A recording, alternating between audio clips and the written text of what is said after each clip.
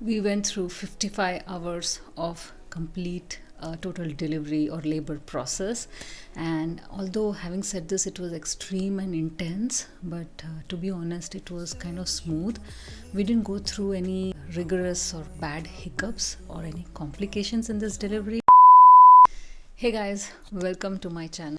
In today's video, I will be sharing my story about my labor, and I'm a first-time mother and my husband is a first-time father. This is an amazing journey that we had in Canada. So basically we are from India, and to see a complete different process, back in India, what you hear, and to see something very spectacular process that is followed here in Canada. It is amazing. Before I start, I just want to say that we got pregnant in the year 2021 in the month of February, and my due date was last year, November 20th. So the process is pretty blur for me, if you know what I mean, because the day that we started with this labor process, I didn't have much time to grasp what was happening with me or around me. So thanks to my husband, he jotted down all the timings. Every birth is different. Hugs to all the mamas who go through this. I was 38 or 37 or 38 weeks pregnant, and basically 37 weeks pregnancy is your full term. Your baby is fully developed, right?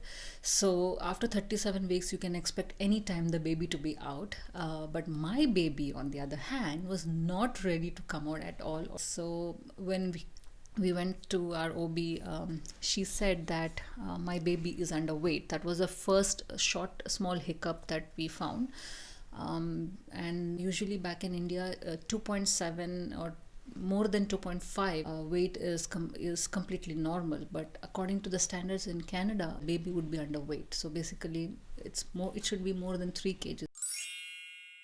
And since my baby was almost 2.7 kgs at my 37 week tenure, and that's why doctor suggested me for a membrane sweep.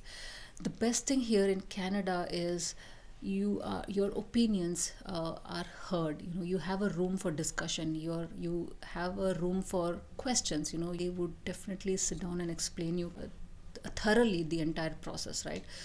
But thanks to my friends that I spoke to them here, and I took their suggestions also, because they're already parents here in Canada, and they said that you can definitely ask for another week if you want to. And I asked my OB that can I wait for 1 more week.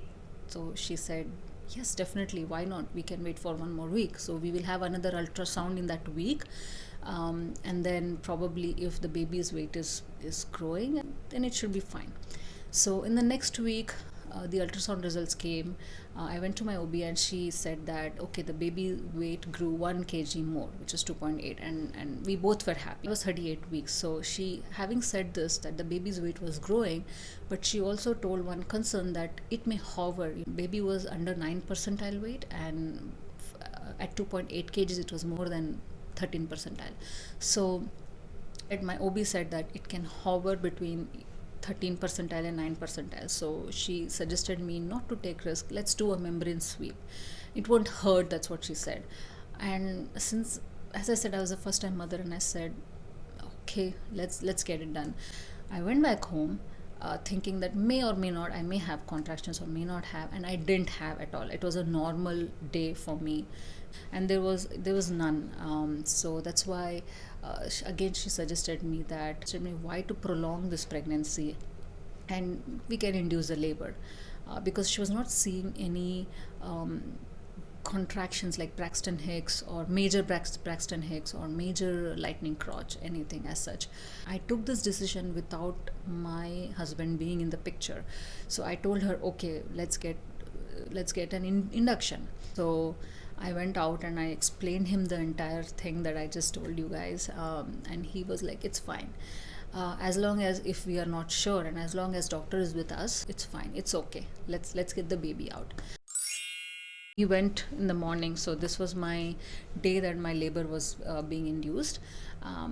We thought that it would be a direct medicated labor, but it wasn't the case. And the doctor came and said that usually they would start with a medicated synthetic oxytocin labor. But OB there who was in charge in that shift, she said that okay, let's do and second type of induced labor, which was Foley Catheter bulb.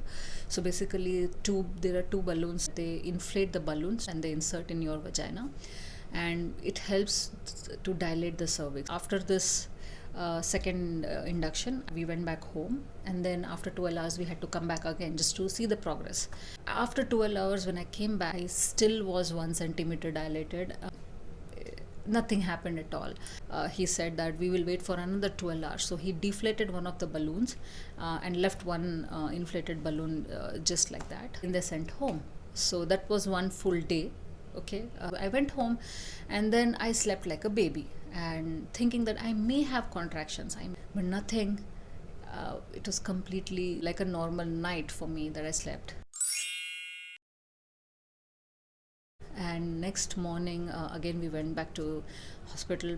The OB that came, and he said that okay, my cervix was 2 centimeter dilated. And the OB said that okay, let's break water in an hour or so. So they shifted us from a normal suite to a labor room.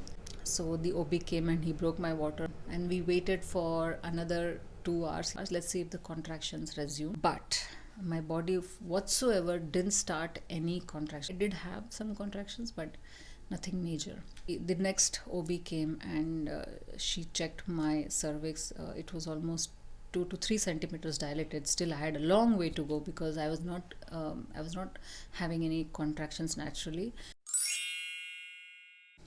Then they started with the final induced labor, which was medical. So it's called Pitocin. So basically in synthetic oxytocin, so basically I think they start from 6 ml, and then slowly they increase to 8 ml or 12 ml, and then 24 ml, and then 30 ml, 32 ml. So they keep increasing until you have a proper contractions, if you know what I mean. So 6 ml I was fine, 8 ml or 12 ml I was fine, 16 ml or 18 ml I think I was still fine. But when they increased the level of oxytocin, I couldn't manage the pain at all. I couldn't control my pain. And I just held my husband's hand. The nurse who was there, she was very sweet. She said me that if you cannot handle it, you can always ask for epidural. And I said, yes, I need epidural. I was doing all this horse breathing, couldn't manage the pain. At 6:30 p.m. I told them I need epidural. I got my epidural after I think 1 or 2 hours. Up until here, my cervix was 5 centimeter dilated. I still had a long way to go. So this was the second day in the evening. Thankfully, I passed the epidural, and once I got the dosage of epidural, they increased the dosage of oxytocin, and the lower part of my body was numb. I could wiggle my legs. There was just pressure. There was no pain. I just want to say the reason that this was a 55-hour birth is because I was dilating very slowly. My husband also was there with me throughout my pregnancy, so that was an amazing thing. In this pandemic, this was the second day, the complete day was gone, and until next day morning 8:10, my cervix now was completely dilated. At 8:10, the OB came. 9:30 a.m. I started pushing, and I gave birth after pushing for 3 hours. So from 9:30 to 12:30 I pushed.